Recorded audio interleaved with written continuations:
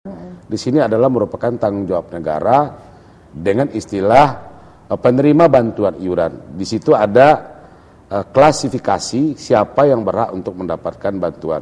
Seperti kasus ibu tadi, kalau memang mohon maaf ibu dikategorikan sebagai penerima bantuan iuran, mungkin bisa mendapatkan informasi kepada BPJS Kesehatan setempat. Oke. Ya.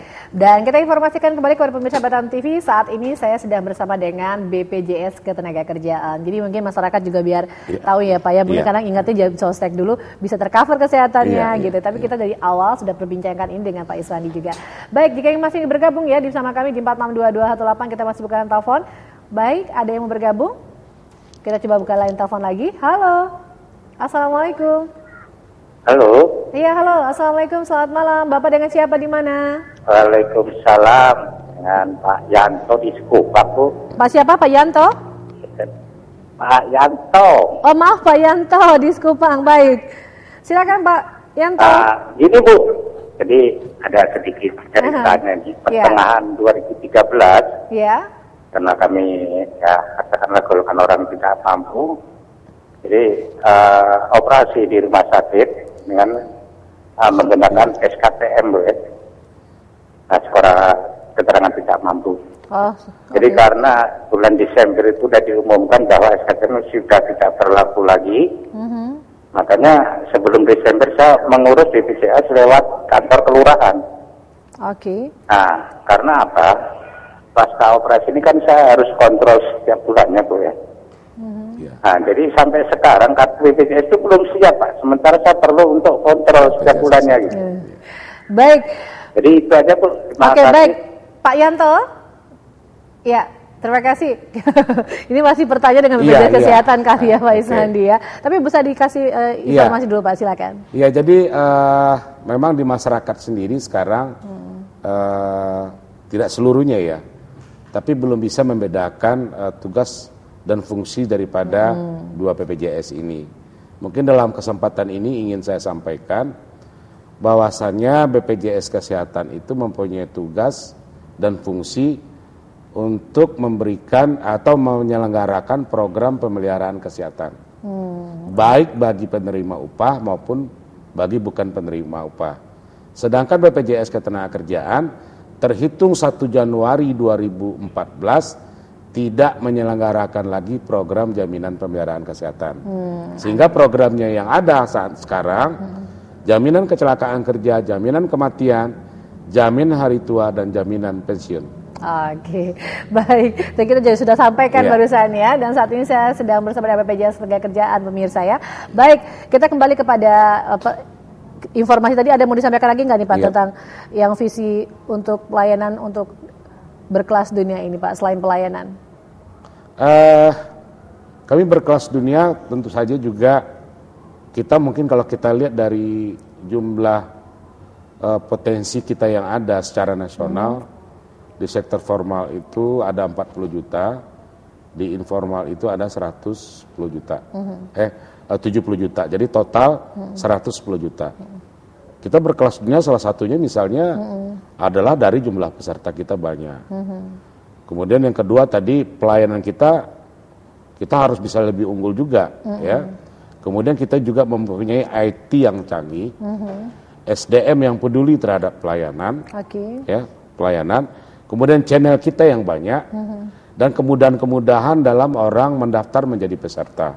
Jadi saat sekarang kalau seandainya ada peserta yang ingin mendaftar menjadi peserta, sudah bisa melalui web yang kita bangun ya, yang ada, yang kita sebut dengan e-registrasi, e-payment, dan e-claim. Termasuk juga para pekerja yang ada sudah bisa melakukan pengecekan saldo melalui online yang kita sebut sebagai e-saldo.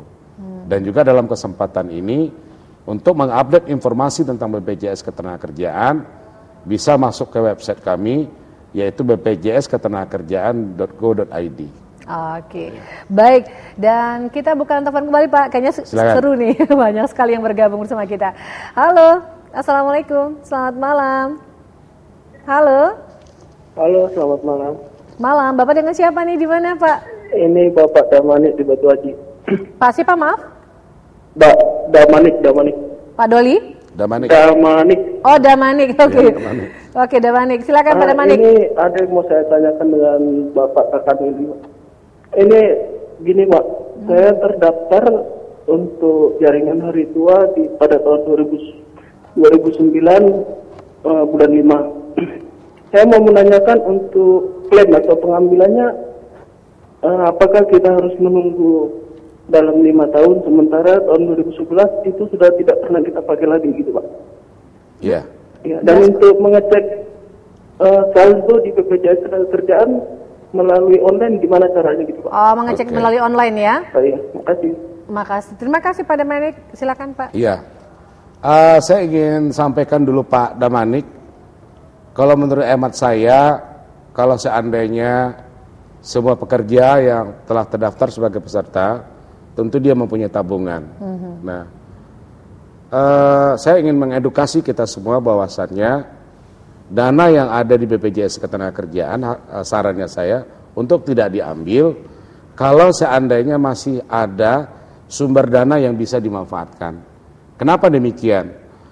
Dana yang ada di kami tetap kita kelola secara baik, secara profesional, dengan imbalan yang tinggi, hasil pengembangan yang tinggi.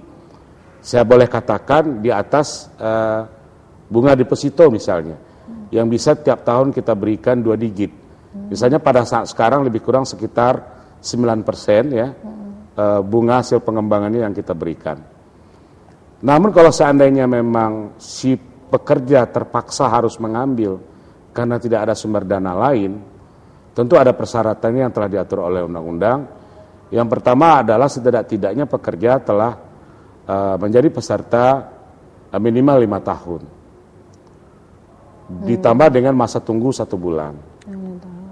Kemudian yang kedua adalah adanya surat keterangan berhenti dari perusahaan di mana dia bekerja, sedangkan yang lainnya adalah mandatori, harus ada KTP, harus ada kartu keluarga, termasuk harus dilampirkan kartu peserta BPJS Ketenagakerjaan atau yang lama kartu jam sostek. Nah, penjelasannya seperti itu.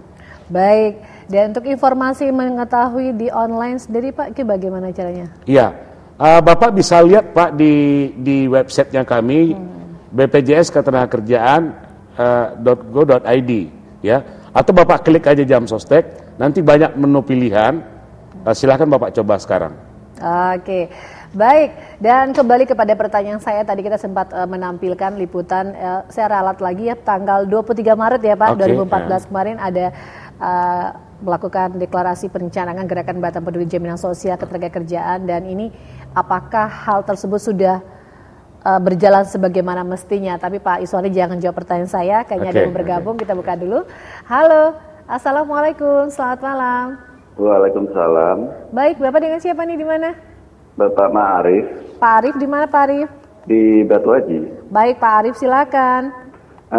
Ini Pak, kami mau menanyakan untuk tenaga kerja kan pernah terjadi kecelakaan. Yep. Terus 1 tahun kemudian kami mendapat surat pemberitahuan untuk mengajukan tutup kasus katanya. Kalau misalnya nggak mengajukan itu katanya untuk suatu saat kita mau mengajukan penarikan atau lain-lainnya katanya dipersulit ya Pak. Apanya dipersulit nih Pak? Untuk penarikan, misalnya kita mau penarikan dana jam sostek atau BPJS itu, kalau misalnya kita tidak tutup kasus, katanya dipersulit ya. Oh enggak. Oke, cukup jelas Pak? Ya. Oke, baik. Pak Arif nanti dijelaskan oleh Pak Iswandi ya. Oke. Baik, terima kasih. Selamat malam. Silakan Pak. Saya langsung jawab. Pak Arif ya. Iya. Ada kewajiban daripada perusahaan apabila terjadi risiko kecelakaan, itu kan harus dilaporkan kepada BPJS Ketenagakerjaan Pak Arif. Ini adalah amanah undang-undang. Sekecil apapun kasus itu harus dilaporkan. Kemudian yang kedua adalah kami sebagai badan penyelenggara, setiap kasus yang diajukan, kami harus cepat tanggap, harus respon. Seperti di kasusnya Bapak, kami memberitahu untuk sesegera mungkin dilakukan penagihan ya, klaim seberapa yang telah dikeluarkan oleh perusahaan. Dan tidak ada kaitannya itu sama sekali dengan penundaan atau menghambat haknya Bapak terhadap program jaminan hari tua seperti statement tadi. Tujuannya kami menyurati perusahaan untuk segera kasus ini. Jadi pada intinya itu kami ingin mendapatkan ketegasan apakah kasus ini mau diteruskan atau tidak. Karena ini sangat terkait dengan hak daripada seorang pekerja. Nah, jadi kita ini sebenarnya jemput bola supaya tidak ada yang dirugikan dalam hal ini. Dan biasanya dari perusahaan itu memang ada dua opsi yang saya lihat. Yang pertama adalah dia sesegera mungkin mengajukan dan kita proses, kita bayar supaya tidak ada klaim pending. Jadi maksudnya seperti itu, dan atau tidak ada hutang kami kepada perusahaan peserta. Oke, baik, jelas ya Pak Arief di Batu Haji. Kembali kepada pertanyaan saya ini Pak tentang, kayaknya sebanyak sekali yang mau bergabung nih Pak. Iya. Baik, kembali kita buka dulu deh line teleponnya. Nanti pada penasaran pesertanya. Halo, assalamualaikum, selamat malam. Halo, selamat malam Bapak, mohon maaf volume televisinya dikecilkan. Dengan siapa nih Pak? Dengan Pak Iskandar ya. Pak Iskandar di mana? Di Bengkong. Bengkong. Pak Iskandar silakan. Kita mau tanya masalah kalau seandainya kita mau mengikuti BPJS Kesehatan, tapi kita ini kan tidak punya pekerjaan dalam arti yang permanen. Yang informal ya Pak? Informal. Jadi kadang-kadang kita kehidupan juga kadang lebih, kadang tak ada, kadang ya macam-macam. Terus kita mau memasukkan anak istri kita ke dalam BPJS Kesehatan. Terus seandainya iuran itu dalam 1-2 bulan kita nggak bisa lanjut bayar gitu. Itu macam mana itu nanti Pak? Baik, Pak Iskandar mohon maaf saat ini saya sedang bersama BPJS Ketenagakerjaan Pak. Bapak bertanya tentang bagaimana masuk untuk kesehatan ya Pak ya? Oke, Pak. Oke, baik. Mohon maaf ya Pak. Terima kasih, selamat malam. Baik buat Pak Iskandar di Bengkong, mungkin bisa langsung saja datang ke BPJS Kesehatan. Kita saat ini sedang berbincang-bincang bersama tamu saya BPJS Ketenagakerjaan yang dulu bisa kita kenal dengan Jamsostek. Baik, kembali kepada pertanyaan saya tadi, tanggal 23 Maret ini ada gerakan mencanangkan peduli jaminan sosial ketenagakerjaan. Mungkin saya jelaskan nih Pak. Iya, saya melihat gerakan Batam Peduli Jaminan Sosial yang dilaksanakan pada tanggal 23 Mei 2014. Saya pikir ini adalah suatu inisiatif yang sangat luar biasa dan perlu diberikan apresiasi kepada pemerintah Kota Batam. Kenapa saya katakan demikian? Bahwasannya terhitung 1 Januari 2014, BPJS Ketenagakerjaan diberikan amanah oleh undang-undang untuk coverage-nya yang semakin besar. Nah, di Batam kita mengetahui bahwasanya di Kota Batam atau di Kepulauan Riau ini potensi pekerja kan cukup banyak. Baik yang bekerja di perusahaan ataupun yang tidak bekerja di perusahaan. Momentum ini saya pikir adalah dalam rangka menyambut bagaimana coverage kepesertaan di Kota Batam ini semakin banyak. Jadi karena dengan ajakan yang dilakukan oleh Bapak Wali Kota untuk ikut serta semua masyarakat dalam program ini, saya pikir sangat positif sekali. Karena salah satu ciri-ciri daripada negara maju atau daerah maju dapat diukur seberapa banyak masyarakatnya yang dilindungi dalam program jaminan sosial. Sehingga pada akhirnya tidak akan mengurangi atau tidak memberatkan beban daripada pemerintah bagi orang yang mempunyai berkemampuan dalam mengiur. Oke, baik. Kemarin acara itu juga sempat diikuti oleh para peserta BPJS Ketenagakerjaan dan juga masyarakat umum lainnya ya Pak ya. Dan mereka juga mendapatkan informasi tentang BPJS Ketenagakerjaan. Baik, kami akan kembali lagi berbincang bersama Pak Iswandi, Kakak Wil Sumbario ini BPJS Ketenagakerjaan. Untuk itu Anda jangan kemana-mana. Usai jeda pariwara kami akan segera kembali.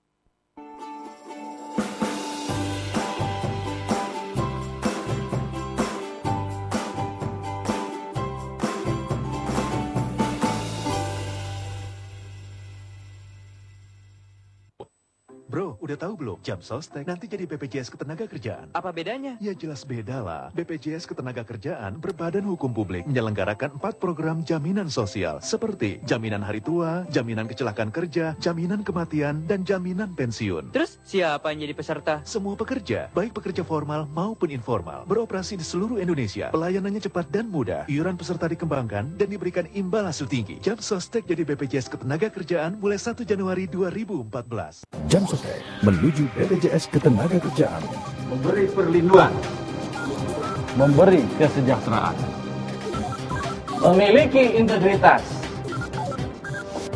Berkelanjutan. modern, berbasis IT, beroperasi di seluruh Indonesia. seperti kepompong menjadi kupu-kupu. PT Jam Sostek Persero bertransformasi menjadi BPJS Ketenagakerjaan tertanggal 1 Januari 2014. Citra Lestari Brownies. Tersedia varian rasa, brownies kukus original coklat, brownies kukus kentang, brownies kukus blueberry, brownies kukus keju, brownies panggang almond, brownies kukus pandan, serta beragam varian rasa lainnya. Citra Lestari Brownies, rasanya lezat, harga hemat. Brownies Citra Batam adalah pilihan untuk rasa brownies yang sebenarnya.